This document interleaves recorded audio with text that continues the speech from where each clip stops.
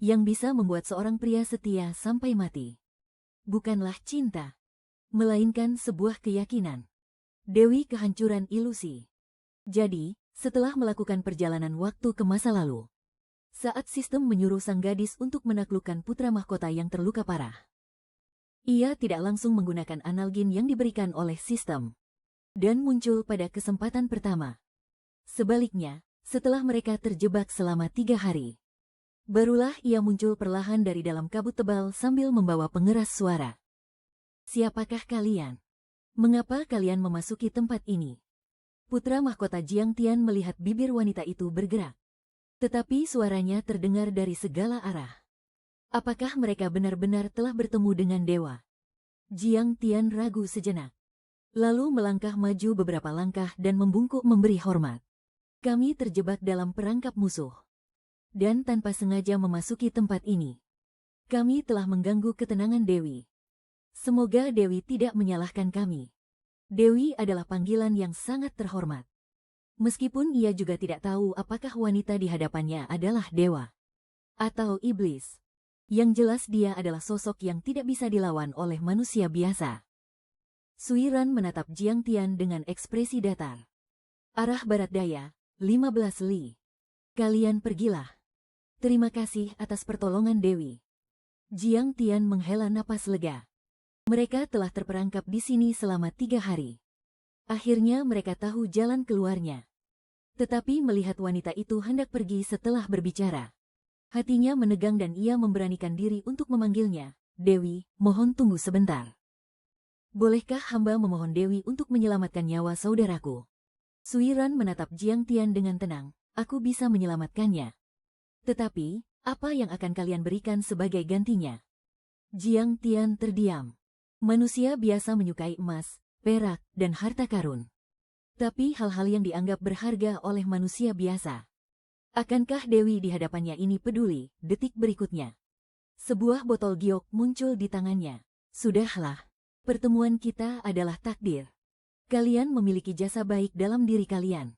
Sepertinya ini adalah kehendak langit. Jiang Tian sangat terkejut. Terima kasih banyak, Dewi. Sambil berbicara, semua orang di belakangnya membungkuk memberi hormat. Tapi saat mereka mengangkat kepala, tak ada seorang pun di hadapan mereka. Hanya ada sebuah botol giok bercahaya yang diletakkan di sana. Han Ziyu menatap dengan tatapan kosong. Butuh beberapa saat baginya untuk sadar kembali. Pangeran, apakah kita baru saja bertemu dewa? Jiang Tian memegang botol giok di tangannya. Sepertinya begitu. Dia menuangkan pil dewa dari dalam botol. Totalnya ada 7 butir. Dan di sini, kebetulan ada 7 orang yang terluka. Jiang Tian melirik hutan di belakangnya. Selain cahaya bulan yang menyinari hutan, mereka tidak bisa melihat apa-apa lagi. Sesaat setelah Han Ziyu menelan pil dewa, Jiang Tian menyentuh dahinya. Dengan nada yang agak rumit, dia berkata, demamnya sudah turun. Han Ziyu mengangguk. Bahkan tabib terbaik di ibu kota butuh setidaknya 2 hari untuk menurunkan demam. Sedangkan mereka bahkan tidak butuh waktu lama. Jiang Tian menggenggam botol giok di tangannya dengan erat. Benda ini benar-benar bukan dari dunia fana. Saat ini, saat dia bersembunyi di ruang sistem, mendengarkan pemberitahuan dari sistem di telinganya, dia mengangguk puas.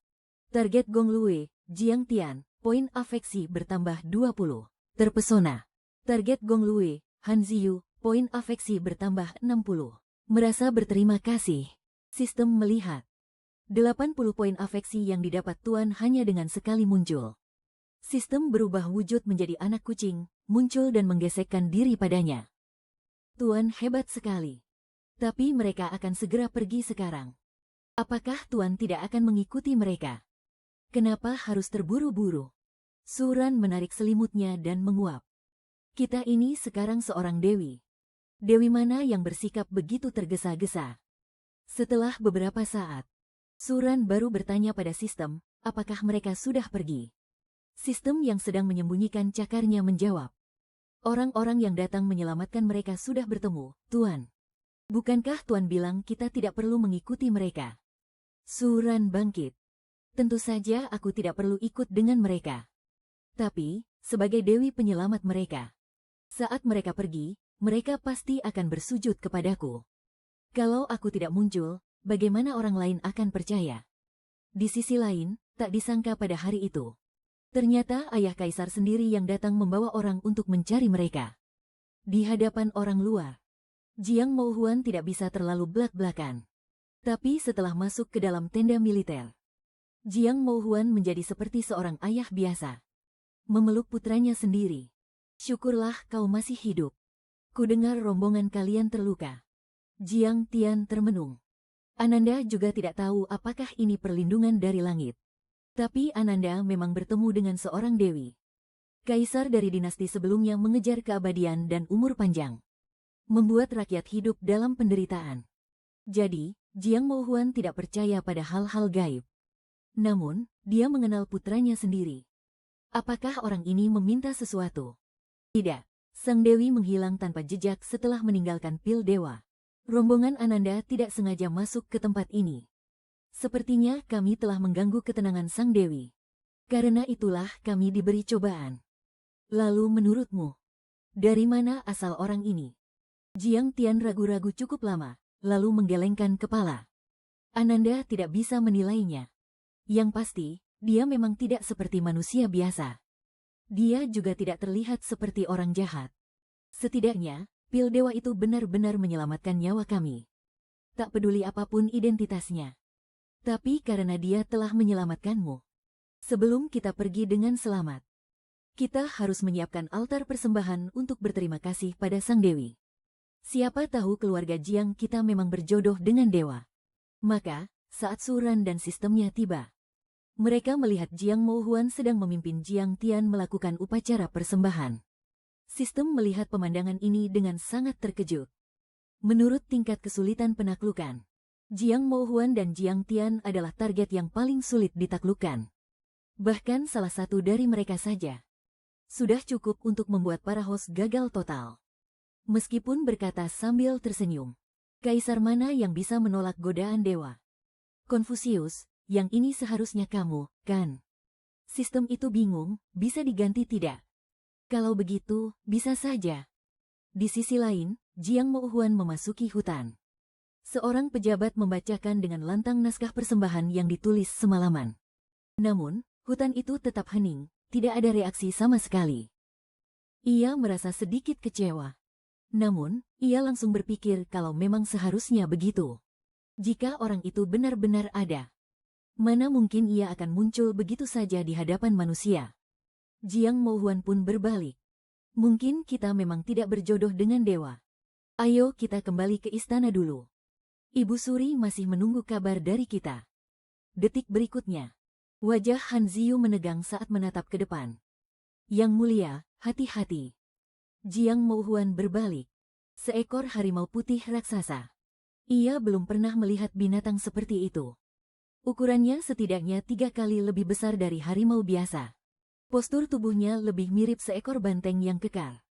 Dan yang terpenting, harimau putih itu tampak sangat cerdas. Sepasang matanya tidak seperti binatang buas. Justru lebih mirip seperti mata manusia. Rombongan yang menyertai Jiang Mouhuan cukup banyak. Termasuk beberapa pejabat sipil. Melihat yang mulia sendiri melakukan ritual di depan hutan. Hati mereka merasa tidak senang. Mereka takut kaisar saat ini akan sama seperti kaisar zalim dari dinasti sebelumnya, yang menggantungkan segalanya pada hal-hal gaib. Tapi, saat harimau putih itu muncul di depan mata mereka, bahkan mereka pun tidak bisa menahan rasa terkejutnya. Ini tidak mungkin tipuan sulap, bukan? Terlihat harimau putih itu melangkah maju dengan ringan. Matanya menatap tajam pada orang di hadapannya. Jiang Mouhuan menepuk-nepuk tubuh Jiang Tian yang tegang. Ia maju selangkah, berdiri di hadapan harimau putih itu. Ia adalah seorang kaisar. Ia tidak boleh kehilangan wibawanya di hadapan para bawahannya. Harimau putih itu melihat adegan ini. Sorot matanya menunjukkan sedikit kepuasan. Lumayan, kaisar dunia manusia ini sedikit lebih hebat dari putramu. Suara harimau putih itu ternyata seperti suara anak kecil. Dan terdengar sangat lincah. Kelopak mata Jiang Mouhuan berkedut. Hari ini dia tidak mengenakan jubah naga, melainkan baju zirah. Dia melirik Jiang Tian. Jiang Tian menggelengkan kepalanya pelan, memberi isyarat bahwa dia belum mengungkapkan identitasnya. Dewa terlalu memuji. Harimau putih menghentikan gerakan hormat Jiang Mohuan. Aku bukan dewa gunung ini. Kaisar dunia manusia tidak perlu memberi hormat. Aku datang ke sini untuk menjemput kembali dewiku, serta mengambil sebuah benda yang diberikan untuk putramu. Saat berbicara, botol porselen yang selalu dibawa Jiang Tian berkilau sesaat lalu menghilang. Ini bukan benda dari dunia manusia. Kalian membawanya juga tidak ada gunanya. Selesai berbicara, harimau putih berbalik hendak pergi. Persembahan ini tidak perlu lagi. Hanya dewa-dewi berkekuatan rendah yang membutuhkan dupa persembahan dari dunia manusia. Hewan suci, mohon tunggu. Jiang Mohuan tanpa sadar berseru. Harimau putih menghentikan langkahnya. Masih ada urusan lain, Jiang Mohuan bisa melihatnya. Sifat harimau putih ini sangat polos. Jika dihitung dari usia seekor hewan suci, ia mungkin masih seekor anak. Aku belum sempat berterima kasih pada Sang Dewi. Sang Dewi telah menyelamatkan putraku. Aku sangat berterima kasih. Itu hanya hal sepele, tak perlu berterima kasih. Ucap harimau putih dengan acuh tak acuh. Ia terlihat sudah mulai tidak sabar. Aku, putra langit Dasuan, Jiang Mohuan, memohon untuk bertemu Sang Dewi. Harimau putih menatapnya, lalu tiba-tiba membuka mulutnya yang besar dan menganga. Suara tawanya menggema di seluruh langit. Suran, di dalam ruang sistem, sedang mengatur pengeras suara. Jangan terlalu menakut-nakutinya. Bagaimanapun juga dia seorang kaisar. Jiang Mohuan tidak bergerak. Jiang Tian tidak bisa menahan diri untuk memalingkan wajah. Hanya terasa telinganya berdengung hebat. Harimau putih itu menatap Jiang Mohuan yang sama sekali tidak menunjukkan rasa takut. Jika kaisar dunia manusia sudah tiba waktunya, Sang Dewi dengan sendirinya akan menemui kalian. Setelah selesai bicara, harimau putih itu bangkit dan melesat pergi. Setelah beberapa kali melompat, ia pun lenyap dari pandangan mereka. Jiang Tian melihat harimau putih itu pergi. Dia bahkan merasa kedua kakinya menjadi lemas. Melihat punggung harimau putih yang menjauh, Jiang Mohuan bergumam pada dirinya sendiri, Sang Dewi, ya. Meskipun tidak langsung menyetujui, tetapi juga tidak langsung menolak. Tempat ini adalah tempat pertapaan Sang Dewi. Dilarang membuat keributan. Urusan yang telah disetujui akan kita bahas lagi setelah kembali ke ibu kota. Jiang Mohuan juga harus memikirkannya baik-baik. Kaisar dari dinasti sebelumnya. Sang Dewi yang tidak ada kabarnya selama ratusan tahun. Tiba-tiba muncul di Dasuan. Dan jika Dasuan mereka ingin mendapat restu dari Sang Dewi, seberapa besar ketulusan yang harus mereka tunjukkan? Pada saat yang bersamaan, sistem dibanjiri oleh serangkaian nama. Peningkatan poin kesukaan yang ada membuatnya pusing 7 keliling. Tuan, kenapa kamu tidak muncul? Kalau mereka bertemu denganmu, mungkin poin kesukaannya akan naik lebih banyak lagi. Meskipun aku senang sekali melihat poin yang terus bertambah. Untuk apa terburu-buru? Kamu sendiri yang bilang. Di dunia ini, masalahnya adalah orang-orang ini harus ditaklukkan secara bersamaan. Kalau begitu, tentu saja aku harus memantapkan statusku ini. Di zaman ini, status seorang dewi itu berada di atas kekuasaan kaisar. Sesuatu yang didapatkan dengan mudah tidak akan dihargai. Lagi pula, aku tidak kekurangan poin sekarang. Tentu saja aku harus menaikkan standarku, dong. Meskipun aku sudah memeriksa sistem dengan teliti. Tokonya memang punya segalanya. Hanya saja, dari 10 barang, 9 diantaranya tidak mampu kubeli. Terutama senjata. Satu-satunya yang mampu kubeli adalah pedang spiritual tingkat terendah dari dunia kultivasi. Tapi itu saja sudah menghabiskan 100.000 poin. Kalian ini apa tidak memikirkan tuan sama sekali? Bahkan senjata untuk melindungi diri pun tidak punya. Bagaimana kalau aku mati? Hos, aku tidak punya produk kecantikan. Kalau hanya ini saja, harganya tidak mahal. Lagi pula, kita adalah sistem strategi, bukan sistem perebutan kekuasaan. Meskipun bingung, barang ini, bahkan jika aku menelannya 10 butir sekaligus, Apa orang yang mau membunuhku akan mati terpesona oleh kecantikanku? Sistem menatapnya dengan gelisah. Sistem strategi mereka memiliki host yang seperti ini. Kecantikan yang luar biasa. Itu berguna untuk melawan sebagian besar orang. Sudahlah, biar aku lihat. Setidaknya harus bisa menyelamatkan nyawaku. Suran melihat-lihat dan menemukan racun di toko. Ini adalah sebuah kategori besar. Dan pada dasarnya semua berasal dari dunia guwu. Sistem memperhatikan sudut bibir Suran yang perlahan terangkat. Meskipun host terlihat murah hati dan pintar. Tapi kenapa rasanya aneh, ya? Suran tidak memedulikannya. Dia berbalik dan keluar dari ruang sistem. Meskipun sebagian besar waktunya, Suran habiskan dengan tinggal di dalam ruang sistem. Tapi di siang hari dia tetap akan keluar untuk berjalan-jalan. Dibandingkan dengan generasi mendatang yang di mana-mana memungut biaya. Dengan jejak buatan manusia yang terlihat jelas. Dan juga tempat-tempat wisata yang penuh sesak. Pegunungan dan sungai saat ini sangat hijau subur hingga membuat orang terkejut. Suran menarik napas dalam-dalam, sistem. Di tempat kita ini, tidak bisakah kita mengambil sesuatu untuk dijual? Sistem berubah menjadi kucing putih dan mendekat, host. Apa kamu akan menghabiskan poin untuk membeli ini? Suran berbalik. Bagus sekali. Sistem berhasil meyakinkannya hanya dengan satu kalimat. Tapi, dia juga tidak berhenti. Dia mulai mengamati benda-benda di tanah. Ini jamur, kan? Benda ini bisa dimakan tidak? Di dunia asalnya, ada pepatah yang mengatakan makanan adalah yang utama bagi rakyat. Setiap tahun, selalu ada orang yang keracunan karena makan jamur. Tapi mereka tetap saja berbondong-bondong untuk memakannya. Suran menjadi sedikit penasaran dengan rasanya. Yang itu tidak bisa dimakan. Tiba-tiba terdengar suara yang takut-takut dari belakangnya. Ekspresi Suran mudah menjadi kaku. Bukankah katanya tidak akan ada orang yang datang ke tempat ini? Meski begitu, Suran memperbaiki ekspresinya dan berbalik untuk melihat. Si Arya belum pernah melihat orang serupawan ini. Bahkan nona muda dari keluarga Tuan Tanah sekalipun. Juga tidak serupawan ini. Tiba-tiba dia bertanya dengan suara pelan, "Kamu siapa?" Belum selesai dia berbicara. Gadis kecil itu langsung berlutut dengan wajah pucat pasi. Sepertinya dia juga akan bersujud kepadanya. Suran tidak tahan dengan hal seperti ini. Dia mengangkat tangannya untuk membantu gadis kecil di hadapannya berdiri. Dia tahu seperti apa zaman kuno itu. Dia juga tahu bahwa bagi rakyat jelata, makan sampai kenyang adalah sebuah kemewahan. Tetapi saat memegang lengan gadis di hadapannya, hal itu tetap saja membuatnya terkejut bukan main. Terlalu kurus. Jadi seperti ini wujudnya orang yang hanya tinggal kulit dan tulang. Dia mengeluarkan sepotong kue dan memberikannya kepada gadis kecil di hadapannya. Kue bunga persik dan kue kacang hijau semacam ini. Dia bisa membeli 4 atau 5 buah hanya dengan 20-an poin. Agar dirinya sendiri tidak menderita.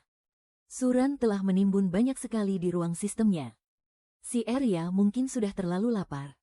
Sambil memegang kue itu, dia melahapnya dengan rakus. Melihat ini, Suran mengeluarkan 4 atau 5 potong lagi. Apa kamu belum kenyang? Aku masih punya lagi. Si Arya menatap Suran dan berbisik.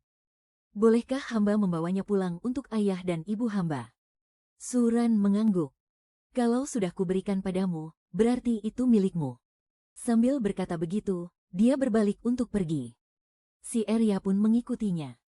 Suran berhenti melangkah, kamu masih mau makanan lagi? Si Arya menggelengkan kepala. Hamba kenal jamur di dalam hutan ini, mana yang bisa dimakan dan mana yang tidak. Tuan mau berapa banyak? Hamba akan pergi memetikkannya untuk Tuan. Si Arya tahu beberapa potong kue ini pasti sangat mahal. Lebih enak daripada nasi kacang. Dia bisa bekerja untuk Tuan. Bisa memetik jamur yang sangat-sangat banyak. Suran tidak langsung menjawab.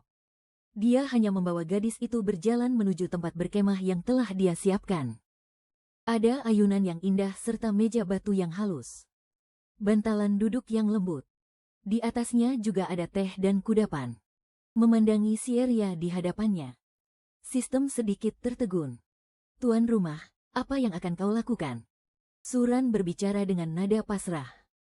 Bukankah sebelumnya aku sudah menyuruhmu menyampaikan pesan kepada mereka? Menurutmu, apakah benda-benda fana bisa menggerakkan hati seorang dewi? Seorang dewi tidak akan tergerak oleh emas, perak, dan harta karun. Jadi, yang bisa menggerakkan hati seorang dewi hanyalah manusia itu sendiri. Suran melambai ke arah Sieria. Aku jarang keluar. Bisakah kau ceritakan padaku? Seperti apa dunia di luar gunung ini? Sieria mendengar perkataan Suran. Wajahnya tidak bisa menyembunyikan rasa terkejut. Apakah yang tinggal di gunung ini adalah seorang dewi?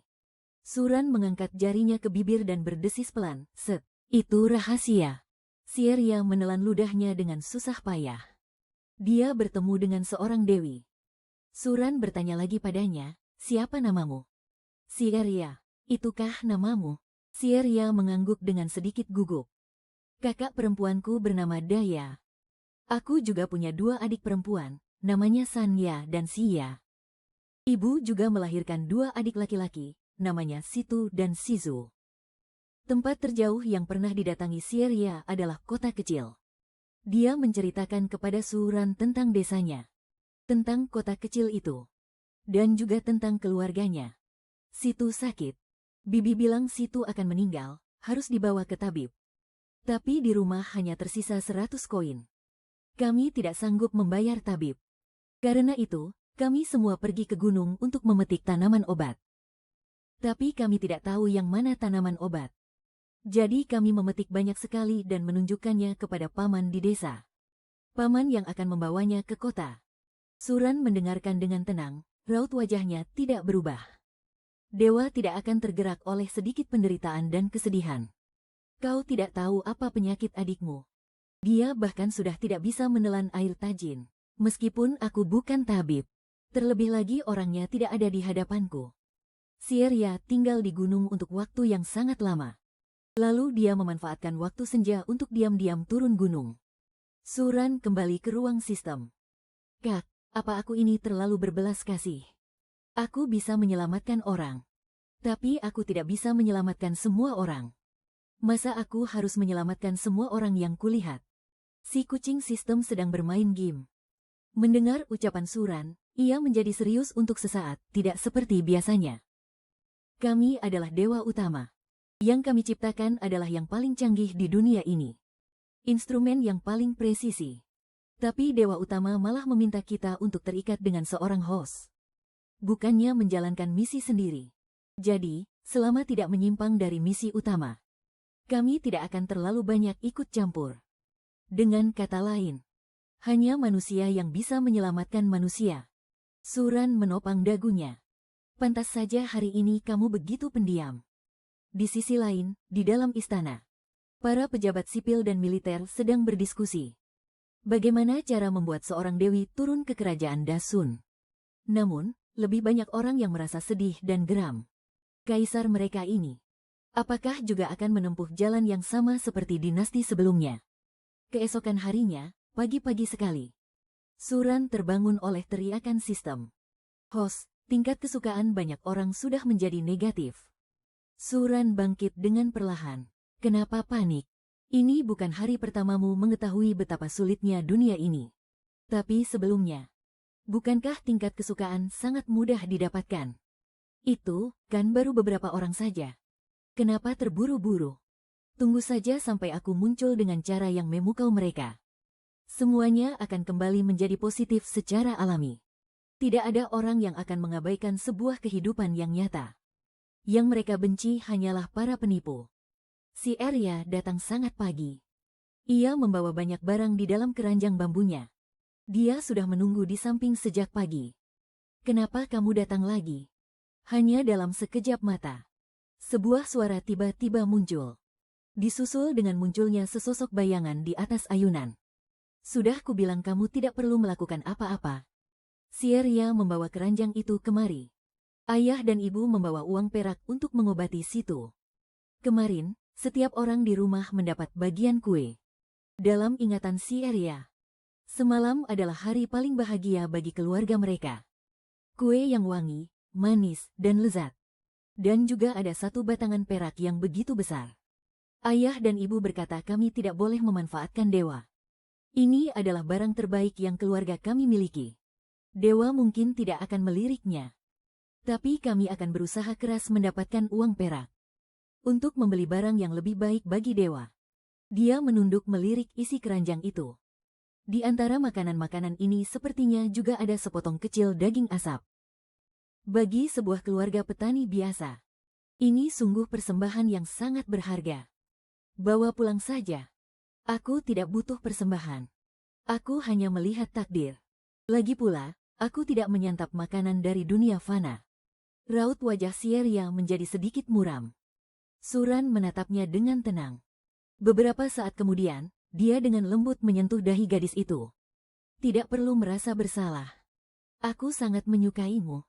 Hari-hari berikutnya, Sieria setiap hari datang ke gunung untuk mencari Suran. Suran menghitung-hitung, sudah 10 hari berlalu. Dia merasa bahwa berita tentang dirinya yang menyukai seorang anak seharusnya sudah sampai ke telinga kaisar itu. Tapi Suran tidak menyangka bahwa pada akhirnya hal ini justru membawa malapetaka bagi Sieria. Tiba-tiba Sieria tidak muncul lagi.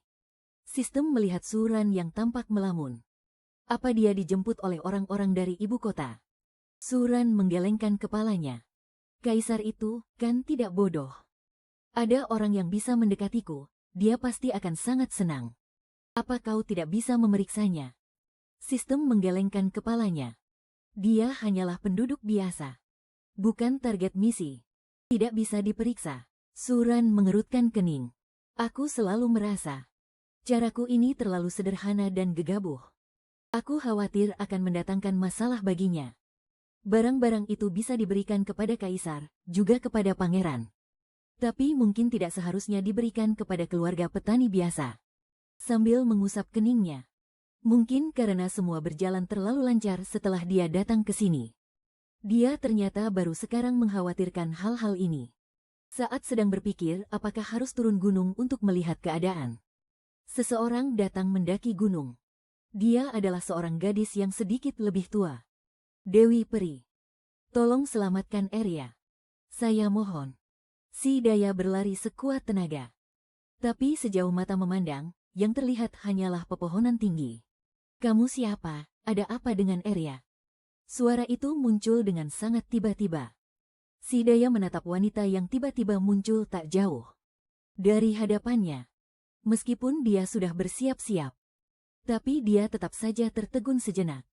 Keluarga mereka semua tahu bahwa Arya telah bertemu dengan seorang dewi. Arya adalah yang paling berani di keluarga mereka. Hanya Arya yang berani masuk jauh ke dalam hutan di gunung. Tapi tak disangka, di dalam gunung itu benar-benar ada seorang dewi. Dewi, tolonglah. Tolong selamatkan Arya. Mereka hampir memukuli Arya sampai mati. Di mana?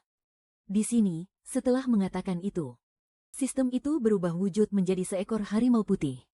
Si Daya duduk di atasnya. Sementara itu, Suran sudah menghilang tanpa jejak. Di tengah perjalanan, Si Daya memberitahu sistem apa yang telah terjadi selama beberapa hari terakhir.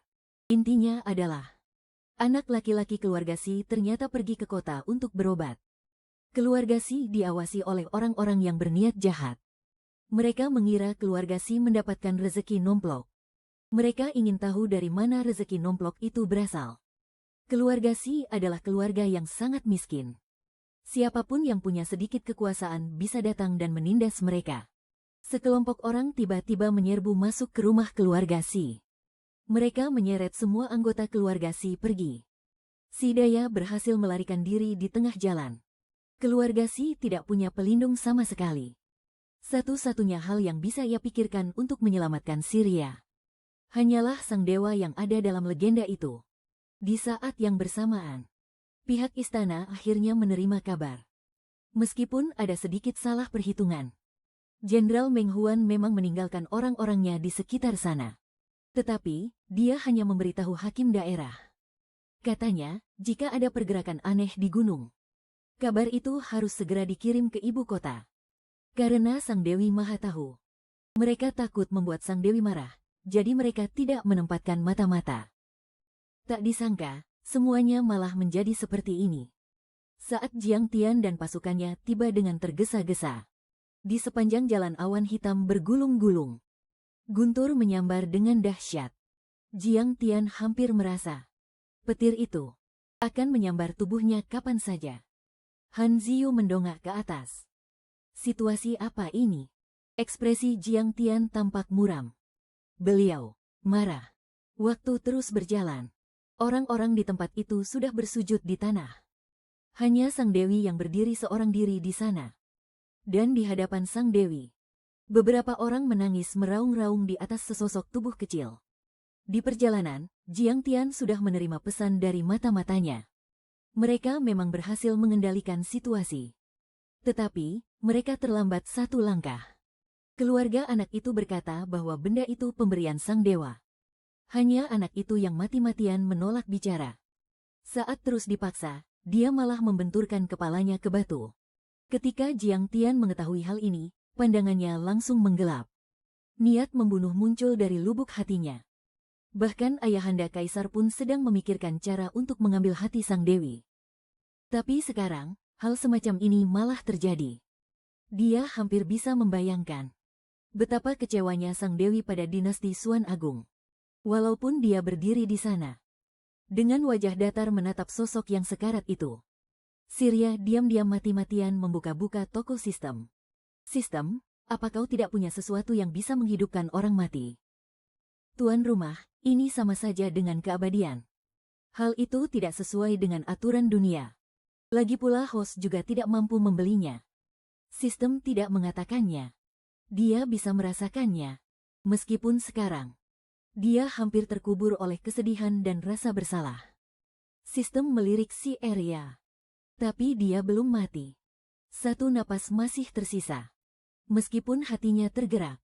Jika dia tidak salah ingat, di dunia kultivasi, masih ada beberapa yang bisa dia beli.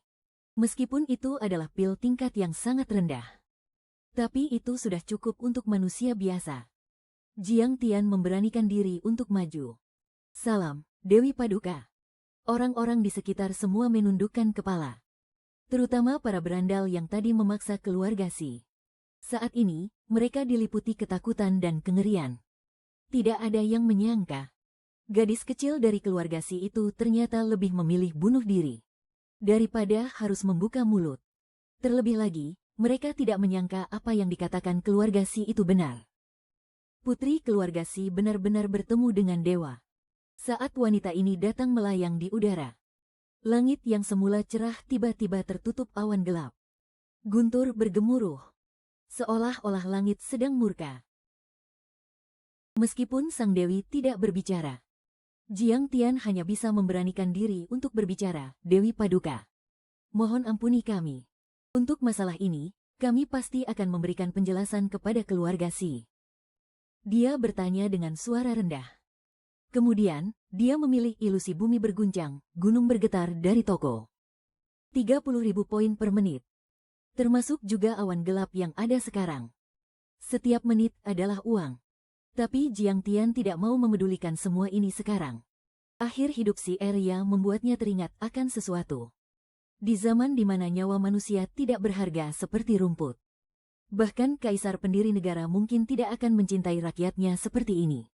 Kecuali jika para dewa peduli. Saat langit berubah warna dan bumi berguncang, seseorang mulai menangis dan berteriak di tengah kepanikan yang luar biasa. Namun, Jiang Tian menyadarinya dengan sangat jelas. Inilah Sang Dewi. Hanya dengan satu pikiran, langit dan bumi bisa berubah warna. Sampai di kediaman keluarga Si. Seorang anak yang lebih kurus lagi memegang erat ayahnya. Dewi, aku takut. Tatapan agung itu jatuh kepadanya. Seketika, gunung dan sungai kembali tenang, awan dan hujan pun reda. Kau ingin dia hidup. Ia pun memandangi ayah dan ibu Surya. Mereka adalah dua petani yang jujur dan sederhana. Apa Dewi bisa menyelamatkan Arya? Keluarga kami bersedia menjadi budak untuk Dewi. Membangkitkan orang mati. Jiang Tian merasa napasnya menjadi sesak. Surya digendong sendiri oleh Jiang Tian ke hadapan Suran. Suran meliriknya sekilas. Ia tidak peduli dengan niat tersembunyi Jiang Tian. Ia hanya mengeluarkan sebutir pil dewa dan meletakkannya di bibir Surya. Jiang Tian berdiri paling dekat. sehingga bisa melihatnya dengan sangat jelas. Luka di tubuh Surya seketika sembuh total. Bahkan semua kotoran di tubuhnya lenyap. Gadis kecil yang tadinya pucat dan kurus kering. Sekarang kulitnya putih bersinar. Wajahnya menjadi cantik dan penuh semangat. Kecantikannya tak kalah dari para nona bangsawan sekalipun. Lalu, awan keberuntungan 7 warna muncul di cakrawala. Itu adalah pertanda baik yang belum pernah ada sebelumnya. Saat Surya terbangun, orang pertama yang dilihatnya adalah Suran. Suran sebenarnya merasa bersalah pada anak ini. Pil dewa itu hanyalah pil dari dunia kultivasi. Pil pembangun fondasi yang paling biasa dan paling rendah tingkatannya. Kualitasnya pun tidak bisa dibilang bagus. Tapi pil itu menghabiskan 100.000 poin milik Suran. Karena pil itu bukan berasal dari dunia ini. Dan juga tidak bisa dipakai untuk mencapai keabadian. Tapi sudah cukup untuk mengubah seorang anak sepenuhnya. Sistem pun menyalakan pengeras suara. Suara Suran menggema sangat jauh, semua yang telah kau terima. Semuanya berasal dari Wu. Hari ini, Wu memberimu takdir abadi. Meskipun itu tidak bisa membuatmu menjadi dewi. Tapi bisa membuatmu panjang umur, bebas dari penyakit dan bencana. Mulai sekarang, jadilah pelayan abadi di sisi Wu. Kau diberi waktu 3 hari untuk berpamitan dengan keluargamu. 3 hari lagi, Wu akan datang menjemputmu. Suran mengangkat pandangannya dan menatap ke cakrawala. Mulai sekarang, panggil saja Linze. Keluarga Si masih termangu. Gadis ke-12 sudah berlutut dan bersujud. Hamba, Linze, memberi hormat pada Nyonya Dewi. Hamba bersedia melayani di sisi Nyonya Dewi. Sistem, astaga, gadis kecil ini ternyata sepintar ini. Tuan, jangan-jangan kita sudah diperdaya. Memangnya kenapa? Di zaman di mana semua orang sudah mati rasa. Memiliki sedikit kepintaran dan ambisi bukanlah hal yang salah. Lagi pula, dia memang nyaris mati. Dia menghela napas saat berbicara dengan sistem. Dan memang aku yang mencelakainya. Lagi pula, kita tidak punya poin lagi sekarang. Kenapa tidak memanfaatkan kesempatan ini untuk mendapatkan keuntungan? Kita akan bangkrut lagi. Sistem langsung setuju tanpa banyak bicara. Kita sudah memberi mereka kesempatan emas seperti ini. Kalau mereka tidak memanfaatkannya, mereka bodoh sekali.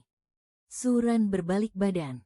Bersama harimau putih di sisinya, dia menghilang ke dalam kehampaan. Jiang Tian adalah orang pertama yang bangkit berdiri. Dia bahkan sedikit terhuyung. Kau bertanya bagaimana keadaannya tadi. Yang mulia, mohon maafkan hamba. An Wei segera angkat bicara. Setelah hewan suci itu muncul tadi, kami semua merasa tertekan dan tidak bisa bergerak. Jiang Tian tersenyum pahit sambil melambaikan tangannya. Dia tahu, jika sang dewi ingin melakukan sesuatu, mana mungkin manusia biasa bisa melawannya. Jiang Tian menoleh ke belakang, menatap gadis ke-12 yang sudah berdiri. Dalam hatinya, dia merasa iri pada Nona Linze. Ini adalah takdir baikmu. Hargailah baik-baik. Linze mengangguk dengan sekuat tenaga. Dia begitu gembira hingga tidak bisa berkata-kata. Jiang Tian memandangi barisan pegunungan di kejauhan. Kemudian dia beralih menatap keluarga Si. Bolehkah kami menumpang di rumah kalian selama beberapa hari? Sedangkan untuk orang-orang lainnya, Jiang Tian hanya memberi satu perintah, biarkan pejabat yang berwenang menanganinya. Jika mereka bahkan tidak bisa mengurus rakyat jelata, mereka tidak perlu lagi menjabat sebagai pejabat pengayom. Selain itu, dia juga harus mengirim pesan kepada ayahanda kaisar untuk menjelaskan kejadian hari ini kepadanya. Saat Jiang Mohuan menerima pesan itu, dia sedang berada di istana permaisuri. Melihat surat ini, dia menggebrak meja. Matanya tampak begitu gembira. Takdir dewa. Ternyata takdir dewa itu benar-benar ada. Sang permaisuri adalah wanita yang sangat cerdas. Setelah terkejut, dia menjadi khawatir. Paduka. Jangan-jangan Paduka juga ingin hidup abadi. Sang kaisar ragu sejenak. Ini semua hanya masalah takdir. Dulu, mengapa kita memberontak? Bukankah karena kita sudah tidak bisa bertahan hidup lagi? Apa kita akan mengulangi kesalahan dinasti sebelumnya? Melihat ini, sang permaisuri merasa lega. Paduka sungguh bijaksana. Meskipun anak itu mendapatkan takdir dewa, tapi dia tidak akan bisa menjadi dewa. apalagi untuk hidup abadi. Mengenai hal lainnya, sebaiknya Paduka memikirkan cara untuk menenangkan Sang Dewi. Jika hanya dengan membunuh para pembuat onar itu, aku khawatir itu tidak akan membuat Sang Dewi puas. Aku tahu, tapi masalahnya sekarang adalah kita bahkan belum menemukan cara untuk menyenangkan Sang Dewi. Orang-orang bodoh itu sudah keburu membuatnya marah. Tian masih ada di sana. Coba tanyakan pada Tian apakah dia punya cara. Sang permaisuri sebenarnya juga cemas.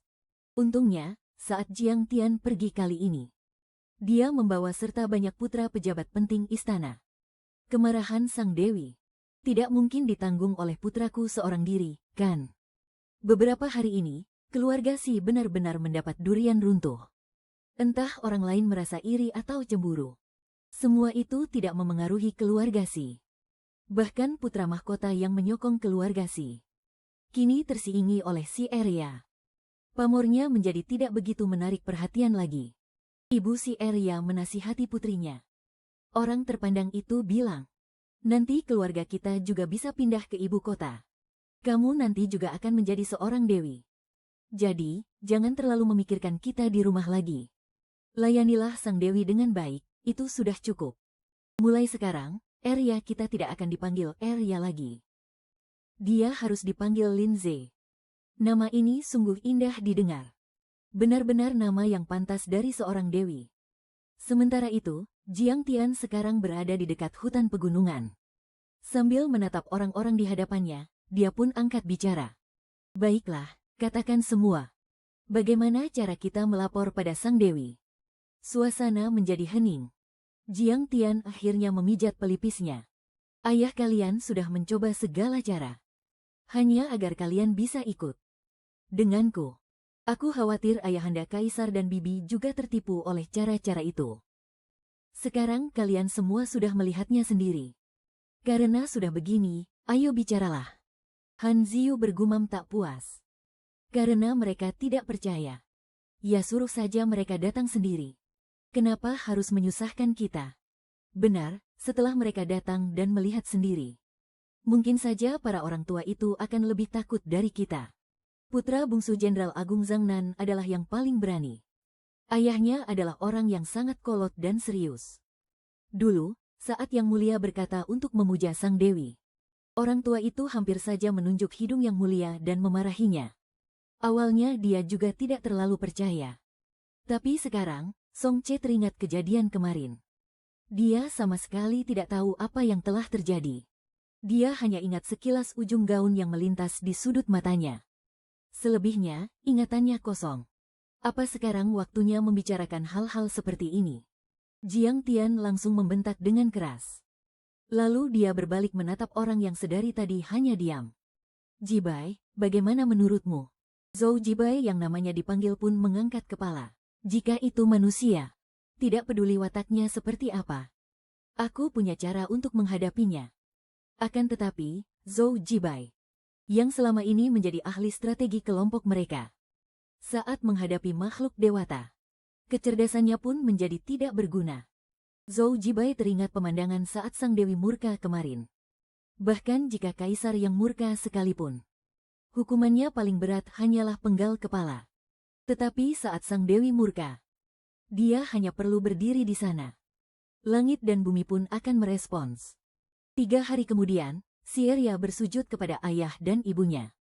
Sambil membawa buntalan kecil yang disiapkan oleh keluarganya, dia berdiri di gerbang desa menantinya. Dia mengenakan jubah sutra kualitas terbaik yang disiapkan untuknya atas perintah Jiang Tian dan Lian Ye. Jiang Tian dan yang lainnya menunggu tidak jauh dari sana. Meskipun kali ini, mereka tidak muncul secara tiba-tiba, melainkan berjalan perlahan keluar dari pegunungan. Di belakang mereka, ada seekor harimau putih raksasa yang mengikuti. Tiba-tiba, ia menatap gadis kecil di hadapannya dan berkata, "Namaku Bai Yu." Lin Ze membungkuk hormat. Meskipun Tuan Hewan Suci tidak meminta orang untuk memberinya hormat, dia sangat menjunjung tinggi etiket dunia manusia. Mulai sekarang, tidak perlu berlutut lagi. Aku tahu persis apa yang ada di dalam pikiranmu. Ayo pergi, Nyonya Dewi. Kita akan pergi kemana? Aku baru pertama kali turun ke alam fana. Guru memintaku untuk mencari pengalaman. Sekarang, mungkin sudah waktunya untuk mengurus beberapa urusan duniawi. Omong kosong itu sengaja diucapkan agar didengar oleh Lin Ze. Dan terlebih lagi, agar didengar oleh Jiang Tian. Jiang Tian hanya bisa melihat sosok besar dan kecil itu berjalan menjauh. Jika seorang dewi ingin pergi, bagaimana mungkin manusia fana bisa menghentikannya? Sementara itu, di dalam benaknya, sistem sedang berteriak histeris. Host pembohong. Bukankah kau bilang akan pergi ke ibu kota bersama mereka? Suran terus berjalan tanpa menoleh ke belakang. Beberapa hari ini, tingkat kesukaannya terus meningkat. Sedangkan daftar target yang harus ditaklukkan terlalu panjang. Dia sudah malas untuk melihatnya lagi. Kenapa panik? Kita sekarang tidak kekurangan poin. Bahkan Tuan Zugel yang saja membuat Liu Bei harus 3 kali datang memohon padanya.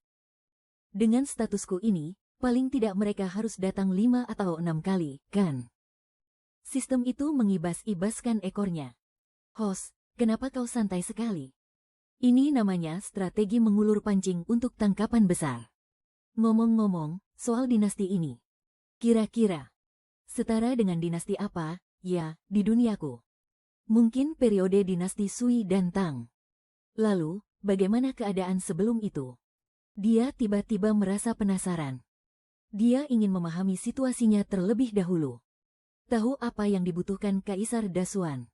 Setelah kau siap, barulah masuk ke ibu kota. Kalian orang-orang dari ruang dan waktu ini sangat aneh. Begitu bertemu dengan Qin Shi Huang itu, pikiran kalian langsung tidak beres. Kalian selalu meributkan ingin menjadi anjing suruhan Qin Shi Huang. Sebelumnya, ada seorang host. Dia lebih memilih dihukum asalkan bisa membunuh Zhao Gao dan Hu Hai. Jadi, kupu-kupu pun mengepakkan sayapnya. Semuanya berubah. Dinasti Qin tidak hancur pada generasi kedua. Tentu saja, dinasti Han juga jadi tidak pernah ada. Setelah itu adalah masa-masa kekacauan. Tapi setelahnya, muncul sebuah dinasti yang berumur pendek. Lalu, berdirilah Dasuan yang sekarang ini. Meskipun aku sedang memandangi kota di hadapanku. Jika dibandingkan dengan kota-kota ramai dalam drama kolosal. Atau bahkan adegan di mana semua orang bisa makan kenyang dan berpakaian hangat. Pemandangan di hadapanku ini terasa jauh lebih nyata. Seluruh kota ini terlihat begitu suram. Orang-orang yang berlalu lalang tatapan matanya kosong. Dan sebagian besar dari mereka kurus kering. Meskipun penampilannya begitu menonjol. Hanya dengan melihatnya saja orang-orang tahu kalau identitasnya tidak biasa. Rakyat jelata bahkan sebisa mungkin menghindarinya. Mungkin dia adalah putra seorang pejabat atau bangsawan. Dia berjalan memasuki kota ini. Menuju restoran yang paling besar. Dia memesan 1 meja penuh hidangan. Dia tahu betul seperti apa kondisi kedai-kedai kecil di luar sana. Pasti bukan pangsit tepung putih dengan kulit tipis dan isian yang melimpah. Semoga saja makanan di restoran ini bisa dimakan. Namun, setelah dia mengangkat cangkir teh dan meminumnya seteguk, dia tidak bisa menahan raut wajahnya menjadi kaku. Minum teh di zaman ini bukan sekadar menyeduh daun teh. Melainkan seperti memasak, mereka menambahkan banyak rempah ke dalam air. Rasanya seperti meminum semangkuk kuah hotpot mentega. Tapi tanpa minyak dan cabai. Dengan wajah tanpa ekspresi, dia meletakkan cangkir tehnya. Lalu mengambil sumpitnya. Setelah mempersiapkan mental sepenuhnya, barulah dia menyumpit makanannya. Kalau saja tidak ada orang lain yang melihat. Dia pasti sudah memuntahkannya saat itu juga. Dia tidak tahu lagi bagaimana harus mendeskripsikan rasa ini. Rasa amis yang memuakkan dan sulit untuk dihilangkan. Juga membawa rasa asin dan pahit yang sulit diungkapkan. Yang paling penting adalah, pada zaman sekarang ini, makanan belum dimasak dengan cara ditumis. Setiap suapannya adalah sebuah perjuangan. Suran mencoba sesendok lagi sup daging itu. Lalu menahan ekspresi wajahnya yang hampir meringis. Dan menelannya. Lin Ze menatapnya. Dewi, apakah Anda tidak menyukai makanan ini? Aku tidak biasa memakannya. Aku tidak terbiasa dengan biji-bijian dunia fana. Makanlah. Apa kau terbiasa dengan rasanya? Saya sudah terbiasa. Beberapa hari yang lalu, dia hanyalah seekor naga biasa. Restoran seperti ini. Dia bahkan tidak berani bermimpi untuk datang makan di sini. Kalau begitu, makanlah. Suran tidak bisa memedulikannya lagi. Sistem, cepat ambil indera perasaku. Aku merasa indera perasaku akan rusak. Apa rasanya separah itu? Sistem tidak perlu makan. Tetapi biasanya dia juga akan mencicipi makanan Suran. Rasanya lumayan. Meskipun dia mempertahankan penampilan yang tenang dan acuh tak acuh. Tetapi di dalam hatinya dia terus mengeluh betapa tidak enaknya makanan itu. Kenapa bisa tidak enak begini? Masakanku saja masih lebih enak. Tapi, tuan rumah, ini sudah restoran terbaik di kota ini. Aku tahu, yang pertama adalah bau amis dari daging. Itu harus dihilangkan dengan beberapa bumbu. Tapi sepertinya saat ini bumbu belum umum digunakan. Yang kedua adalah garam. Garam zaman sekarang adalah garam kasar berbutir besar yang rasanya pahit. Meskipun dia sudah mencatatnya, kerajaan Daksuan saat ini seharusnya sangat kekurangan bumbu. Terutama garam dan gula yang paling penting. Semua ini sangatlah dibutuhkan. Adapun hal-hal lainnya, meskipun masih perlu dipikirkan dengan saksama. Identitas dan karakternya sebagai seorang dewi. Semuanya perlu disempurnakan. Meskipun aku tidak pernah meremehkan orang-orang zaman dahulu. Dahulu kala, dia pernah pergi ke museum dan melihat selembar kertas ujian seorang sarjana terbaik. Itu baru namanya bintang sastra sejati. Terutama jika dia sudah memasuki ibu kota. Yang akan ditemuinya pastilah para tokoh besar di zaman ini. Bisa dibayangkan betapa sulitnya menipu orang-orang itu. Apalagi, ada juga seorang kaisar pendiri. Kaisar pendiri dari setiap dinasti bukanlah orang-orang yang sederhana. Sedangkan dia hanyalah orang biasa dari zaman modern. Pengetahuan sejarah yang sedikit dipelajarinya tidak cukup untuk membuatnya lebih unggul dari orang-orang ini. Meski begitu, satu-satunya hal yang patut disyukuri adalah keberadaan sistem itu. Lindsay meletakkan sumpitnya. Nyonya Dewi, saya sudah kenyang. Dia belum pernah makan sekenyang ini sebelumnya. Dia melirik sisa makanan dan lauk pauk di atas meja. Dia mengangguk pelan, kalau kamu mau. Berikan saja pada anak-anak itu. Saat anak-anak pengemis itu berebut makanan, dia sudah berjalan jauh. Ini tidak menyelesaikan akar masalahnya. Dia tidak bisa menolong anak-anak ini. Tidak mungkin juga membawa mereka semua. Apalagi mereka anak-anak. Dia sudah sejak lama melihat di dalam toko sistem. Benih padi bibrida hasil persilangan dari generasi mendatang. Dulu, kemunculan benih inilah yang menyelesaikan masalah pangan seluruh negeri. Dibandingkan dengan dirinya yang seorang dewi palsu. Orang tua itu mungkin barulah dewa naga sejati yang turun ke bumi.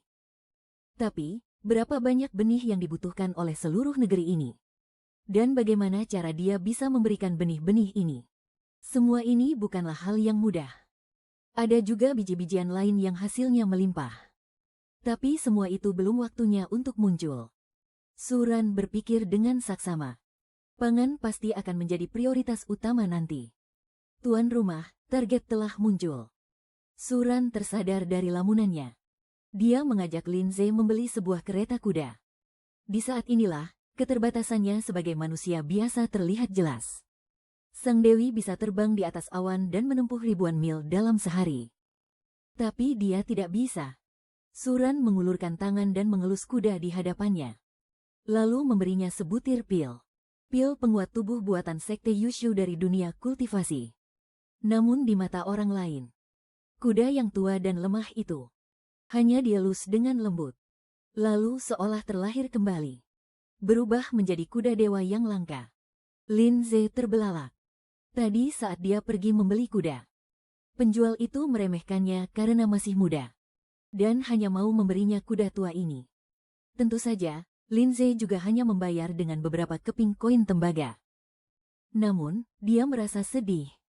Dia merasa tidak bisa merawat Nyonya Dewi dengan baik. Tetapi sang Dewi hanya berkata tidak apa-apa. Lalu hanya dengan satu sentuhan, kuda di hadapannya langsung terlahir kembali. Saat itu, kereta kuda sudah tiba di luar gerbang kota. Tapi meskipun tahu selain Lindsay, ada orang lain yang melihat kejadian ini. Sistem artefak ilahi tidak maha tahu. Tapi mau bagaimana lagi? Meskipun target penaklukan terlalu banyak, selama itu adalah target penaklukan, sistem akan bisa mengidentifikasinya, lalu menampilkan riwayat hidup orang tersebut. Sistem juga bisa memberikan saran penaklukan, terutama saat mereka muncul di sekitar. Sistem akan mengenali lokasi mereka, beserta informasi identitasnya. Si Jingchuan berasal dari keluarga jenderal militer yang telah merosot selama beberapa generasi. Sebagai keturunannya, dia memiliki bakat luar biasa. Mengikuti Jenderal Mo Huan berperang. Dia adalah yang termuda. Jenderal peringkat 3. Hei, sistem. Target penaklukanmu ini pada dasarnya mencakup seluruh kerajaan Xuan. Semua orang yang berkuasa dan berpengaruh. Ini ada alasannya. Alasan apa? Dia bertanya dengan santai. Sistem baru saja akan berbicara. Tiba-tiba terdengar suara bising yang memekakkan telinga. Lalu suara sistem pun menghilang. Sambil menatap pemandangan di luar jendela kereta, alisnya sedikit berkerut. Sebenarnya, di dalam hatinya ia sedikit panik. Sistemnya tidak aktif. Dia jadi tidak bisa menggunakan toko sistem. Nyonya Dewi. Kita mau pergi kemana? Suran menggelengkan kepala sambil menatap Linze. Aku juga tidak tahu, Linze. Apakah Nyonya Dewi juga punya hal yang tidak diketahui? Suran tersenyum kecil. Kalau aku tahu segalanya, lalu apa artinya pengalaman ini? Linze, banyak hal di dunia ini yang tidak perlu kita ketahui semuanya. Dengan begitu, saat kita melihatnya dengan mata kepala sendiri, barulah kita akan tahu bagaimana kebenarannya. Kalau semuanya sudah diketahui dari awal, maka di masa depan kita hanya perlu menutup mata dan mendengar saja. Itu benar-benar akan sangat membosankan. Sama seperti sekarang. Dia melihat beberapa pria yang berdiri di pinggir jalan. Mereka membawa beberapa senjata yang tampak sangar. Menatap tajam kereta kuda dan pejalan kaki yang lalu lalang. Mereka tidak terlihat seperti orang baik. Meskipun sistem sudah dipanggil beberapa kali, tapi tetap tidak ada jawaban. Sepertinya, dia harus mencari cara sendiri untuk menyelesaikan masalah ini. Kalau tahu begini, seharusnya aku membeli beberapa barang untuk pertahanan diri. Siapa sangka sistemnya bisa offline juga. Tapi untungnya, di dekat sini masih ada seorang penolong. Kereta kuda ini sebenarnya sangat aneh. Kudanya jelas-jelas kuda yang sangat bagus. Kuda sebagus ini biasanya adalah kuda perang. Tidak seharusnya muncul di sini. Kecuali, orang di dalam kereta kuda ini punya status yang tinggi. Tapi kereta kuda ini, jangankan pengawal, bahkan kusir pun tidak punya. Sedangkan mereka, sudah berhari-hari tidak berhasil merampok. Hanya kuda ini saja, sudah cukup untuk membuat mereka makan enak selama lebih dari setengah bulan. Woi, yang di dalam, keluar semua. Linze sebenarnya tidak terlalu takut. Tetapi dia sedikit khawatir. Nyonya Dewi, apakah Sang Dewi akan marah jika mengalami hal seperti ini? Atau akan merasa sedih? Ternyata manusia biasa memang seperti ini. Suiran menatap Linze, apa kau takut? Tidak takut, Nyonya Dewi, hamba akan melindungimu. Lihat saja, sebentar lagi akan ada yang bertindak. Jika hari ini aku turun dari kereta kuda ini, maka orang itu tidak perlu lagi mengikutiku. Sambil berkata, Suiran mengambil sebuah buku dan mulai membacanya. Membiarkan orang-orang itu berteriak-teriak di luar kereta. Orang biasa pada umumnya takut akan kematian. Tetapi Sang Dewi tidak perlu takut. Aku terhadap manusia biasa seharusnya seperti orang tua terhadap anaknya. Semoga saja si Jingchuan itu tidak terlalu bodoh. Kupikir, orang yang bisa menjadi markis pendiri negara seharusnya bukan hanya orang gegabah yang hanya tahu cara berperang. Orang-orang di luar mulai mendekati kereta kuda. Linze menggenggam sebilah belati. Dia duduk dengan sedikit gugup di dekat pintu kereta. Suiran sebenarnya juga merasa gugup. Andai saja Linze sedikit lebih teliti, dia akan menyadari bahwa buku di tangan Nyonya Dewi sudah lama tidak di balik halamannya. Hingga terdengar sebuah jeritan pilu. Suiran akhirnya bisa bernapas lega. Sepertinya citranya sebagai seorang dewi mungkin terselamatkan. Linze berkata padanya, jika Anda ingin tetap di sini. Aku masih kekurangan seorang kusir. Jika tidak ingin tinggal, tolong sampaikan pada Yang Mulia bahwa aku tidak suka ada orang yang mengikutiku diam-diam. Si Jingchuan tadinya ingin melihat sang dewi bertindak, tetapi melihat orang-orang itu sudah hampir mendekati kereta, sang dewi masih belum juga bertindak. Meskipun si Jingchuan merasa sedikit ragu di dalam hatinya, ia tetap saja turun tangan. Karena dinasti sebelumnya, rakyat di seluruh negeri sudah lama menderita karena para ahli nujum. Orang-orang di ibu kota tahu bahwa nama keluarga Yang Mulia saat ini juga Feng. Penglihatan sang dewi menjadi gelap. Ia sangat ketakutan setengah mati. Terutama mereka yang mengikuti Yang Mulia untuk menaklukkan dunia. Tetapi Yang Mulia dan putra mahkota keduanya telah memutuskan untuk mengundang sang dewi untuk datang. Dan orang-orang yang pernah bertemu dengan sang dewi menjadi seperti Mole ini, sangat mempercayai sang dewi. Si Jingchuan menerima perintah rahasia dari Paduka, membawa sepasukan pengawal bayangan elit. Sebelum mengikuti orang ini meninggalkan ibu kota, Jiang Tian secara khusus mengingatkan Jenderal Si untuk selalu mengingat. Jika sang dewi tidak bersedia, kalian hanya perlu pergi dan jangan pernah membuat sang dewi murka. Putra mahkota, tenang saja. Orang-orang yang kubawa semuanya adalah para ahli. Tidak akan mudah ketahuan. Itu adalah Jiang Tian. Dia hanya menatapnya sekilas dengan ekspresi yang rumit. Si Jingchuan tidak mengerti apa maksudnya. Tapi sekarang, dia mulai sedikit mengerti. Si Jingchuan hanya muncul dengan 3-5 orang. Dia mengendalikan para bandit gunung yang merampok di sepanjang jalan. Dia sudah menyiapkan alasannya. Mengatakan bahwa mereka adalah pendekar pengembara yang kebetulan lewat. Melihat ketidakadilan dan mengulurkan tangan untuk membantu. Tapi saat dia berjalan ke depan kereta dan belum sempat bicara, pintu kereta kuda pun terbuka. Lin Ze melompat turun dari kereta dan menatap orang di depannya. Jenderal Si, nama saya Lin Ze. Nyonya Dewi bilang, kami masih kekurangan seorang kusir. Jika Jenderal Si berminat, silakan ikut. Jika tidak, silakan pergi. Tolong sampaikan pada Paduka bahwa Nyonya Dewi tidak suka diikuti secara diam-diam.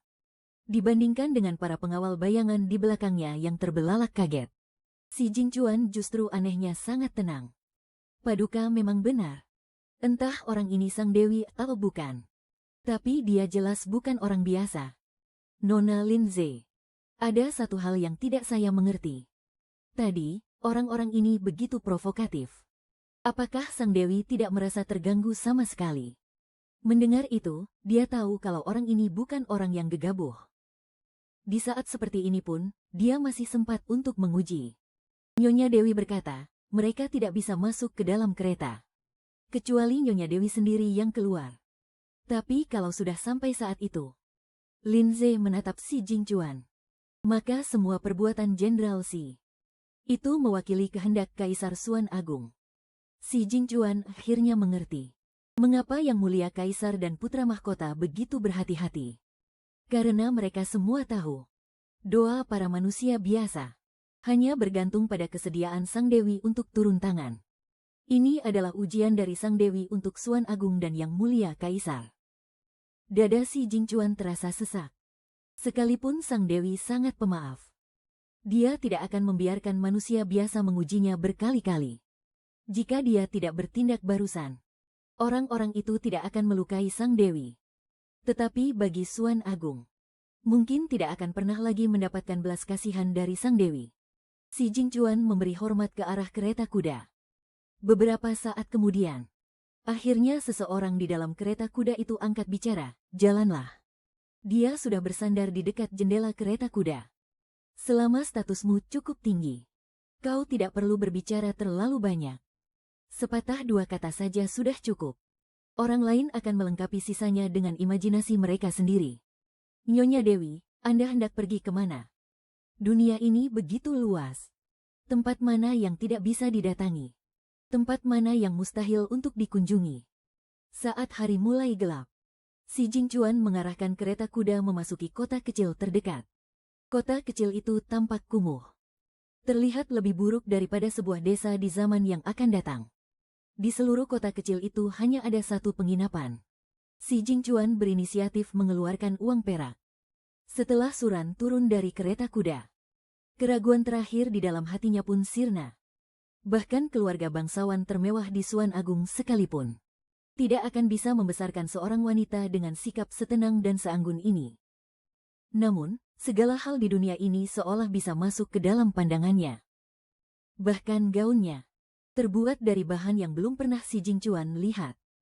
Tidak seperti kain mahal manapun di dunia ini.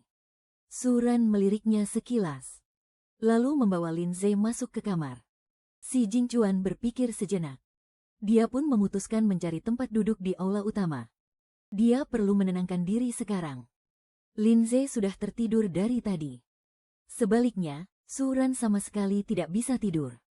Dia selalu tidur di dalam ruang sistem. Tempat yang seperti ini agak sulit untuk ia tahan. Yang terpenting adalah sistemnya telah menghilang. Dia tidak tahu apakah hilangnya sistem itu hanya sementara atau permanen. Kalau terjadi sesuatu yang tak terduga. Meskipun dia sudah bisa membayangkan masa depannya yang menyedihkan. Saat tiba waktunya memandang bulan, sesosok bayangan menghampirinya dengan anggun. Sosok itu berdiri di sana, juga sedang memandangi langit malam. Dewi. Tubuh si Jingchuan menegang. Napasnya pun menjadi jauh lebih pelan.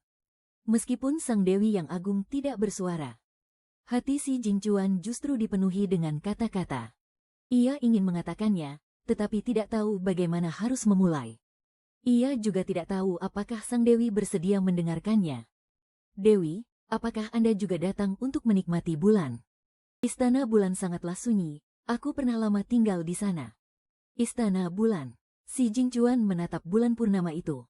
Di atas sana, terdapat istana bulan. Lalu, mengapa Dewi turun ke dunia fana? Suran menatapnya. Manusia berkultivasi untuk menjadi abadi. Sedangkan para dewa terlahir dari langit dan bumi. Aku telah menjadi dewa selama tahun yang tak terhitung jumlahnya. Si Jingchuan mendengarkan kisah-kisah itu. Kata-kata yang telah ia siapkan dengan susah payah. Tak ada artinya dibandingkan beberapa patah kata dari sosok di hadapannya. Aku turun ke dunia fana setiap 1000 tahun sekali. Itulah ujian bagi para dewa. Kalau begitu, bagi Dewi, kami manusia fana ini tak ubahnya seperti semut, bukan? Suran memang sedang menunggu kalimat ini. Dasuan, terhadap seorang Dewi yang muncul tiba-tiba. Seharusnya tidak hanya merasa kagum. Mereka juga pasti akan curiga. Bagaimanapun, bagaimana dinasti sebelumnya hancur. Mereka tahu itu dengan sangat jelas. Jika Dewi ini datang untuk mengacaukan dunia, bagi Dasuan, itu adalah sebuah bencana. Menyokong seorang Dewi lebih sulit daripada menyokong seorang kaisar tiran. Bagi rakyat jelata, hal itu bahkan bisa menjadi malapetaka. Karena itu, Suran harus memikirkan sebuah alasan yang sesuai dengan status Dewinya. Dan juga alasan yang bisa membuat orang-orang ini tenang. Karena ini adalah dunia manusia. Sejauh mata memandang, itulah dunia. Setelah mengatakan itu, Suran berbalik dan pergi. Hanya menyisakan si Jingchuan yang tampak kebingungan. Namun, perkataan itu tetap sampai ke istana kekaisaran. Jiang Mouhuan melihat tulisan yang tertera di atas kertas. Ini adalah dunia manusia. Jadi, para dewa tidak akan dan tidak bisa terlalu ikut campur, begitu. Dia menghela napas lega, tentu saja ini sangat bagus.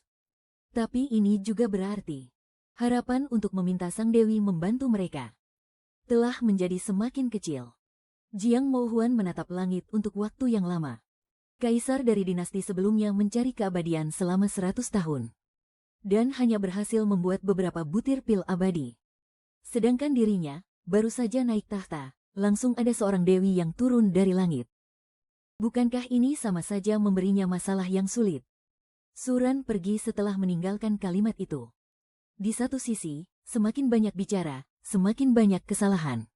Satu kebohongan pasti harus ditutupi oleh kebohongan lain yang tak terhitung jumlahnya. Di sisi lain, itu karena sistem telah kembali. Setelah tiba-tiba masuk ke dalam ruang sistem. Untuk pertama kalinya Suran merasa kehadiran sistem begitu dinantikan. Tetapi sistem merasa bahwa tuan rumahnya ini benar-benar tidak normal. Tuan rumah mana yang langsung maju dan memeluknya.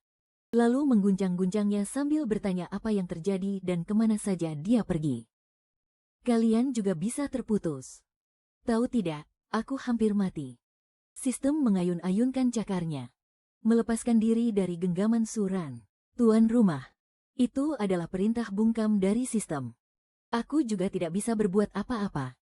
Suran teringat kembali perkataannya saat itu. Dia bilang ada yang tidak beres dengan dunia ini. Lalu sistem langsung terputus. Sepertinya dunia ini, tempat ini, dan misi penaklukan ini benar-benar sangat aneh. Suran tampak tenggelam dalam pikirannya. Tapi yang paling penting sekarang adalah meminta kompensasi. Kalau begitu, bukankah seharusnya sistem kalian memberiku kompensasi? Situasi semacam ini sama sekali tidak memedulikan hidup dan mati tuannya. Ini adalah situasi yang tidak terduga. Jadi, tidak ada kompensasi. Suran menyipitkan matanya. Sistem mengangguk. Namun, bisa diajukan satu kesempatan harga khusus. Kalau begitu, cepat ajukan.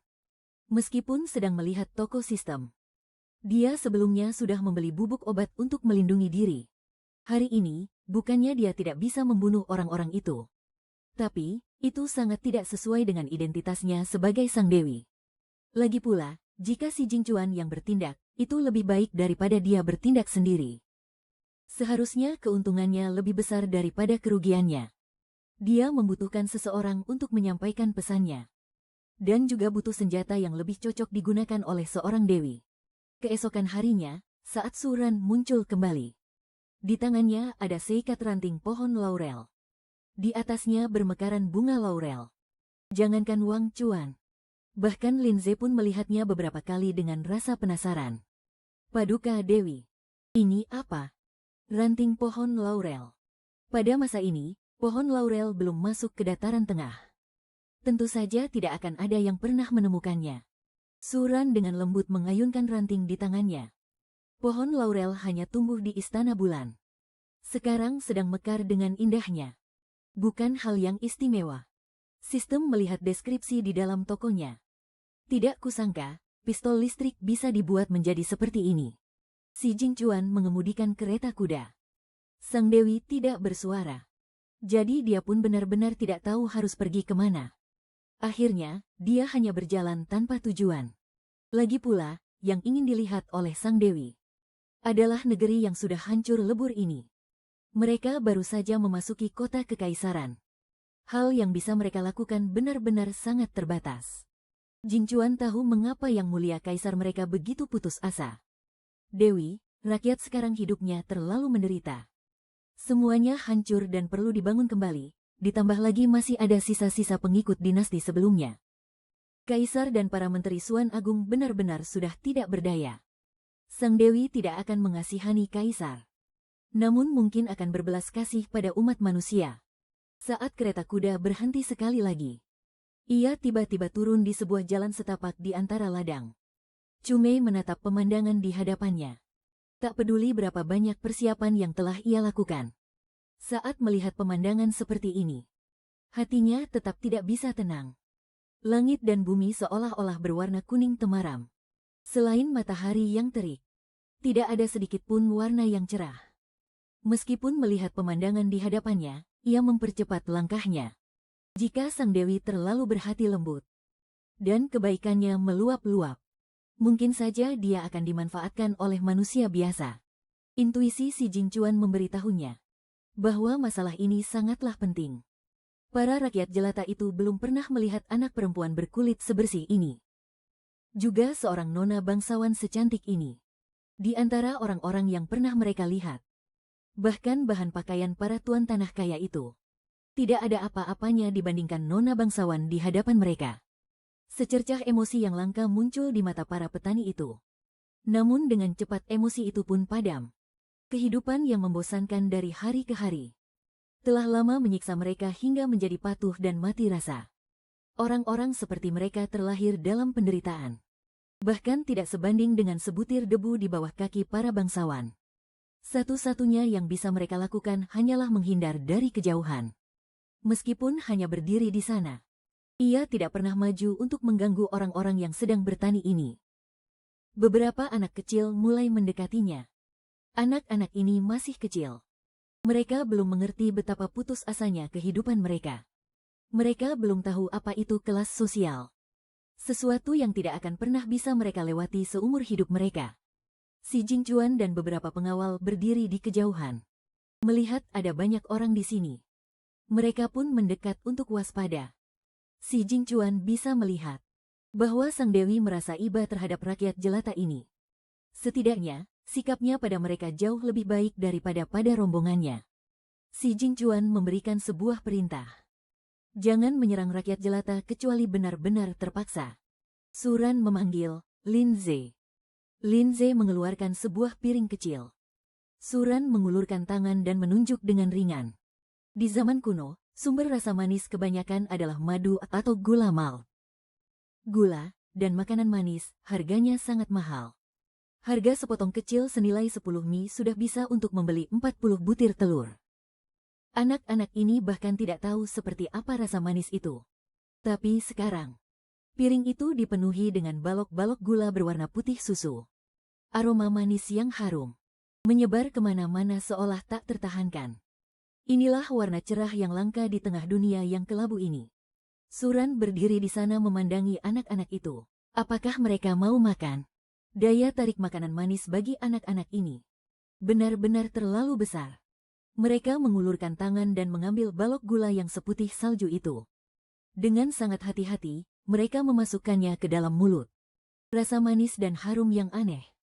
Rasa manis memenuhi seluruh indera anak-anak ini. Ini rasa apa? Suran menatap orang yang berbicara. Anak itu bertubuh kurus dan kecil.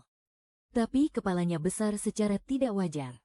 Meskipun Suran tahu bahwa ini disebabkan oleh gizi buruk yang parah. Ini manis. Anak-anak itu belajar kata tersebut. Begitu banyak orang yang baru pertama kali tahu bahwa manis adalah rasa yang ada di mulut mereka ini. Suran pun tidak terburu-buru. Dia melihat anak-anak itu membawa permen gula mereka untuk diberikan kepada keluarga masing-masing. Lalu memberitahu mereka bahwa ini adalah rasa manis. Para petani itu akhirnya mendekati Suran. Seorang wanita tua berjalan maju dari kerumunan. Suran menatap wanita tua itu. Meskipun pakaiannya penuh dengan tambalan, tetapi masih terlihat cukup rapi. Sorot matanya juga lembut. Dia pastilah orang yang paling dihormati di antara mereka. Bolehkah kami tahu nyonya datang dari mana? Dan hendak pergi kemana? Aku datang dari tempat yang jauh. Dan bisa pergi kemanapun di bawah kolong langit ini. Wanita tua itu mengangguk. Nyonya di hadapannya ini tampaknya bukan gadis biasa. Saat muda dulu, dia juga pernah berkelana ke berbagai tempat. Dia tahu seperti apa rupa gadis-gadis pada umumnya. Orang tua itu memandangi beberapa pria tegap yang berdiri tidak jauh dari sana. Mereka semua membawa senjata tajam di tubuh mereka. Bahkan senjata tajam dengan kualitas terbaik.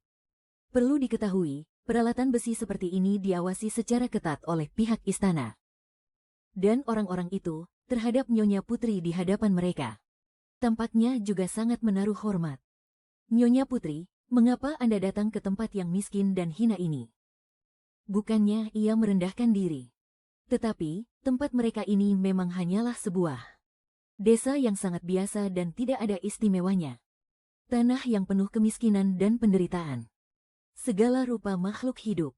Tempat ini hanyalah salah satu sudut paling biasa di Dasuan. Dan juga yang paling umum dijumpai. Si Jingchuan mendekat sedikit. Karena Nyonya Dewi mengizinkannya untuk ikut. Maka, ia juga diizinkan untuk menyampaikan perkataan ini kepada Yang Mulia Kaisar.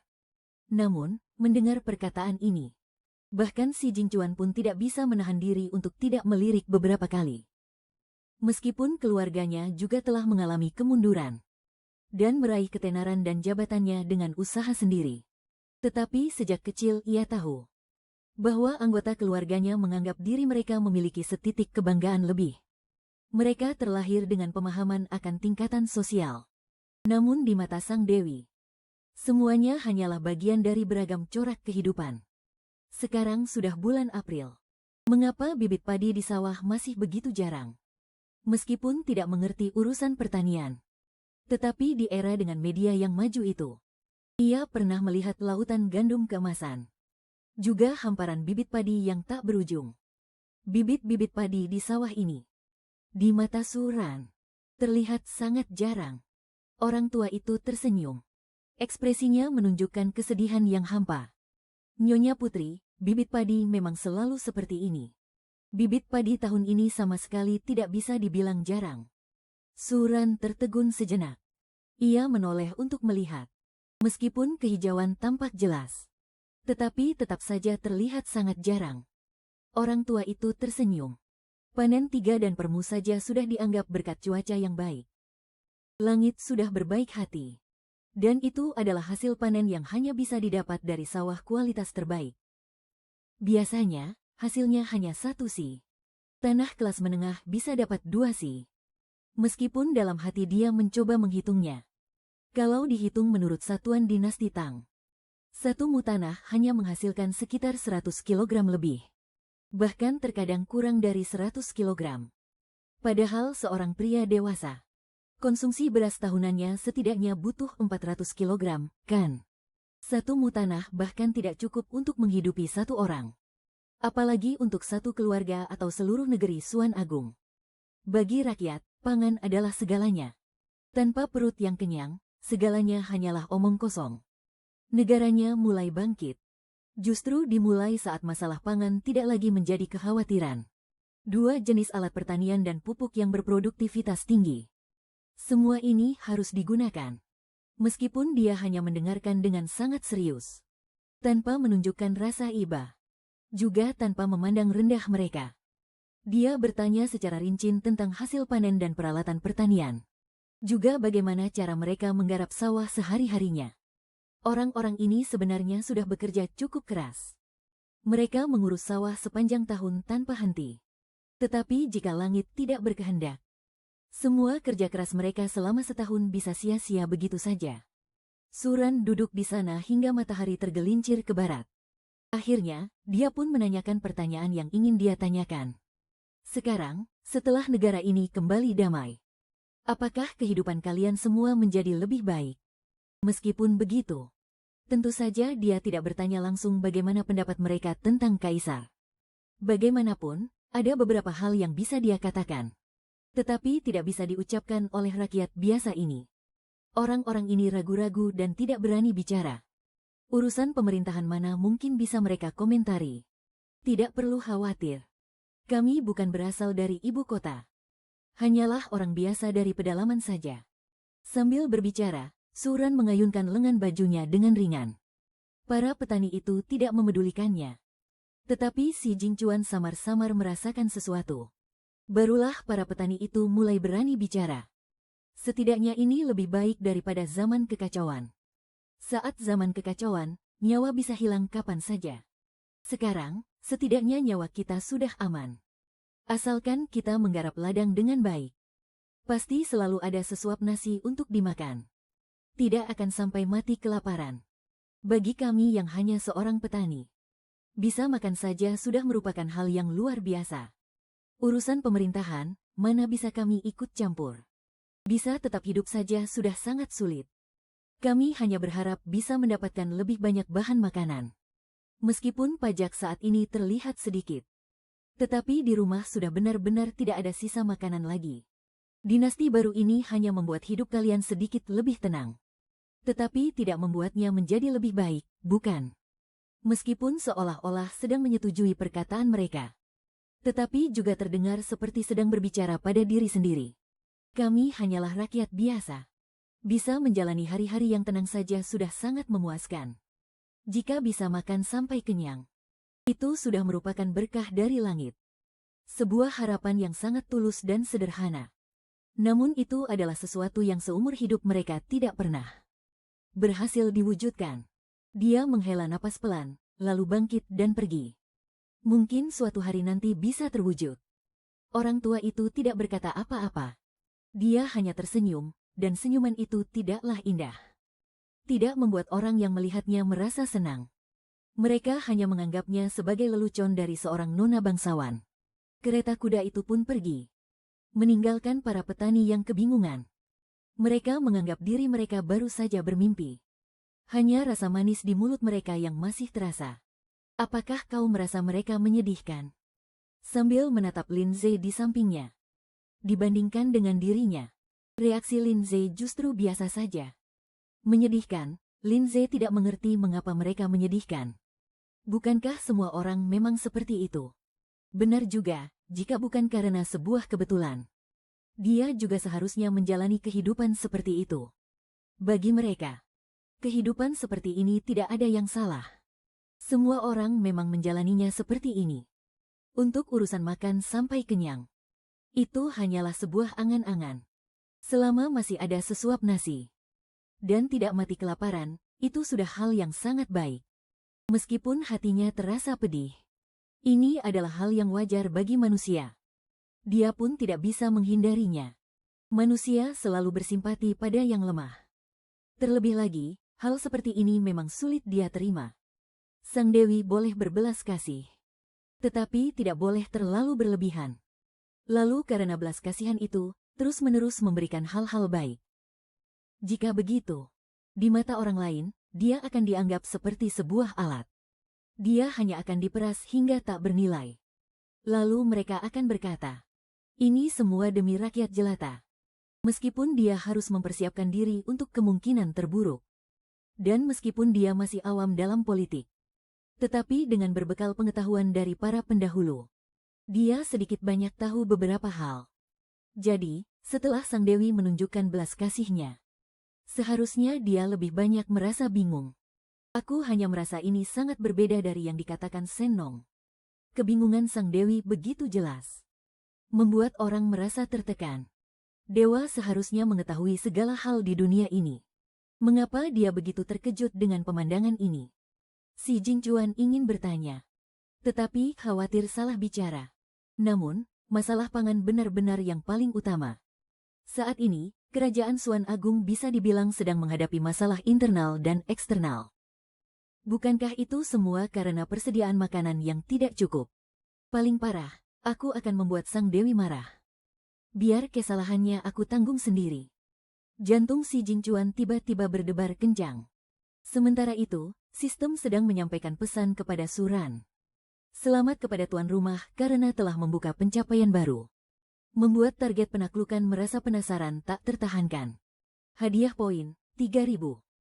Mata Suran berbinar. Ada pencapaian seperti ini juga. Bagaimana kalian menilainya? Sistem memiliki kriteria penilaiannya sendiri. Tuan rumah tidak bisa berbuat curang. Bagaimana ini bisa dianggap curang? Mereka melakukannya dengan sukarela. Mana mungkin aku memaksa mereka sampai tergila-gila padaku? Yang Mulia Dewi tidak melanjutkan perkataannya. Lindsay pun tidak bertanya lebih lanjut.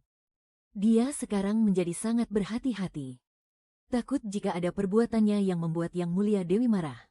Namun, si Jingchuan mengingatnya di dalam hati. Dia tidak bisa berhenti memikirkan masalah ini. Namun, baru keesokan harinya, Suran baru turun dari kereta kuda. Kecuali jika melihat sesuatu yang menarik baginya. Sang Dewi jarang sekali turun dari kereta kuda. Tidak perlu makan ataupun buang hajat. Si Jingchuan mengawasinya dengan sangat ketat. Semua ini juga dilaporkan ke istana. Yang Mulia Dewi, si Jingchuan berdiri di depan kereta kuda. Beberapa anak buah hamba hari ini mendapatkan hewan buruan. Pemandangan di sini sangat indah. Bolehkah kita berhenti selama 1 jam? Ini adalah pertama kalinya si Jingchuan meminta sesuatu. Sebuah alasan yang terdengar sangat kikuk. Sistem berkata, tadi malam si Jingchuan gelisah dan tidak bisa tidur. Hari ini, dia diam-diam meliriknya. Ekspresinya memang tampak muram, tidak seperti biasanya. Karena ini adalah urusan duniawi. Berhenti sebentar juga tidak apa-apa. Si Jingchuan. Si Jingchuan terperanjat mendengar suara dari belakangnya. Meskipun dia adalah seorang jenderal militer. Saat menghadapi cara-cara Dewi seperti ini, dia tetap tidak bisa terbiasa. Kalau begitu, apakah Yang Mulia Dewi memerlukan sesuatu? Tidak perlu menyuruh orang bersiap-siap. Aku hanya ingin berjalan-jalan saja. Meskipun sorot matanya terlihat dingin. Si Jingchuan samar-samar tahu ini karena kejadian kemarin. Sang Dewi mungkin merasa tidak senang. Tapi orang-orang bodoh hanya bisa melihat apa yang ada di depan mata mereka. Bagaimana bisa Yang Mulia Dewi mendengarkan cerita sepihak dari mereka? Tiba-tiba, sebuah suara terdengar di saat yang tepat. Orang-orang kemarin mengatakan hal-hal itu karena aku menggunakan sedikit sihir pada mereka. Itulah sebabnya mereka berbicara terus terang. Apakah akan ada yang menyalahkan mereka? Hati si Jingchuan mencelos. Dia hanya memikirkan sesuatu sekilas. Bahkan itu pun tak bisa luput dari mata sang dewi. Kami mengerti. Hamba bisa menjamin dengan nyawa hamba kepada Paduka Dewi. Pasti tidak akan ada orang yang menyulitkan mereka. Paduka Dewi memanggil namanya, si Jingchuan. Terlihat biasa saja. Namun terasa begitu berat. Berjanji padaku, tahukah kau apa artinya? Si Jingchuan merasakan punggungnya merinding. Mereka biasanya banyak bicara. Di posisinya saat ini. Entah sudah berapa banyak janji yang telah ia ucapkan. Tapi, apa artinya sebuah janji pada dewa? Dewa di hadapannya ini, yang tak diketahui gelarnya. Atau mungkin iblis atau hantu. Bukanlah sosok yang bisa dengan mudah menerima janji dari manusia biasa. Jenderal besar yang memimpin di medan perang. Tak pernah takut menghadapi pedang musuh. Tapi sekarang, hanya satu kalimat saja membuatnya bercucuran keringat dingin. Hamba mengerti, hamba bersedia menerima petunjuk. Paduka Dewi menatapnya lurus-lurus. Lalu berbalik dan pergi perlahan. Saat si Jingchuan tersadar, sang dewi sudah tak terlihat lagi. Si Jingchuan merasa sedikit menyesal. Dia melewatkan kesempatan baik lagi. Sementara itu di kota kekaisaran, Jiang Mouhuan sedang mengkhawatirkan masalah ini. Dia tahu Jingchuan ahli dalam sastra dan bela diri. Tapi dalam beberapa hal, sifatnya masih terlalu lurus. Di hadapan Paduka Dewi, aku khawatir dia tidak akan bisa bertindak dengan bijaksana. Ayahanda Kaisar, karena alasan inilah, maka si Jingchuan adalah orang yang paling tepat. Jiang Tian tahu. Akhir-akhir ini Ayahanda Kaisar tidak bisa tidur nyenyak. Siang dan malam yang dipikirkannya adalah mereka yang berada di luar. Jika si Jingchuan adalah orang yang pemikirannya mendalam, tentu dia juga akan membuat banyak rencana. Tapi, rencana seperti apa yang bisa mengelabui mata sosok itu? Manusia punya kelemahan. Tapi apakah dewa juga memilikinya? Kita bahkan tidak tahu gelar kehormatan Paduka Dewi. Dan sang dewi juga tidak memiliki kesan yang baik terhadap mereka. Beta mengerti di dalam hati beta. Kesempatan dari langit ada di depan mata. Jika kita tidak bisa memanfaatkannya, maka kita akan mengecewakan negeri Daksuan ini. Meskipun aku duduk di dalam ruang sistem, sambil membuka hotpot mini, aku juga memeriksa jumlah poinku baru-baru ini. Jumlahnya cukup lumayan. Tapi kalau benar-benar dibelanjakan, tidak akan bisa membeli banyak barang. Aku harus berhemat. Lagi pula, dunia yang harus ditaklukkan ini terlalu aneh. Walaupun aku sudah menyeduh secangkir teh susu dan meminumnya perlahan. Dan meskipun sistemnya sangat polos dan mudah dibodohi, kejadian terakhir memberinya peringatan. Selama pertanyaannya menyangkut rahasia tertentu, sistem akan dipaksa untuk offline. Dia hanya bisa menyusun rencana secara perlahan. Dunia yang harus ditaklukkan ini sepertinya ada murni untuk menyulitkan orang. Sistem juga bilang belum pernah ada yang berhasil menamatkannya. Lalu, apa yang terjadi kalau gagal? Apa dia benar-benar bisa kembali ke dunianya sendiri? Kata-kata yang ingin diucapkan si Jingchuan sudah ia rangkai berulang kali di dalam hati. Namun, sosok sang dewi tak kunjung terlihat. Ia pun menjadi sedikit putus asa. Sementara itu, Lin Ze sedang berdiri di sana melihat orang memanggang daging. Karena statusnya yang istimewa, orang-orang ini cukup menghormati gadis kecil itu. Lin Ze sendiri belum terlalu terbiasa dengan identitasnya. Ia masih terlihat sedikit cemas dan gugup. Nona Lin, sudah hampir 1 jam berlalu. Kira-kira kemana perginya sang Dewi Paduka? Lin Ze berpikir sejenak. Lalu menatap si Jingchuan dan menggelengkan kepalanya pelan.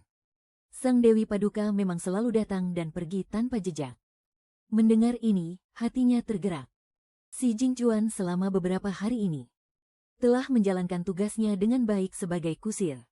Namun, ia hanya beberapa kali saja melihat sang dewi. Saat Lin Ze membicarakan hal ini di depan sekelompok pengawal, Ia sudah terlihat terbiasa. Sang Dewi Paduka pernah berkata bahwa beliau bisa menempuh 1000 li dalam sehari. Karena merasa itu menarik, beliau pernah melihat matahari terbit dan terbenam beberapa kali dalam satu hari. Seseorang tidak tahan untuk angkat bicara.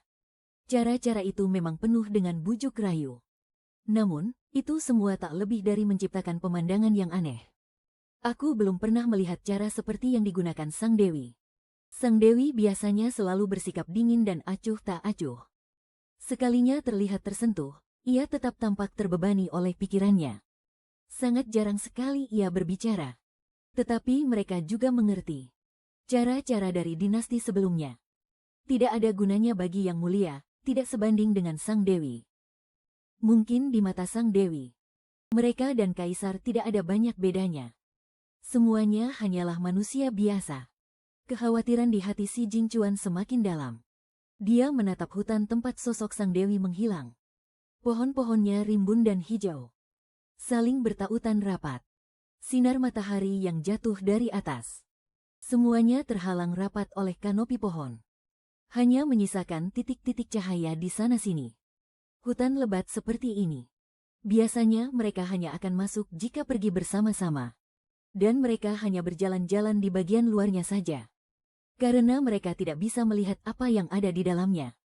Mereka selalu merasa segan terhadap hal-hal yang tidak diketahui. Sama seperti Sang Dewi.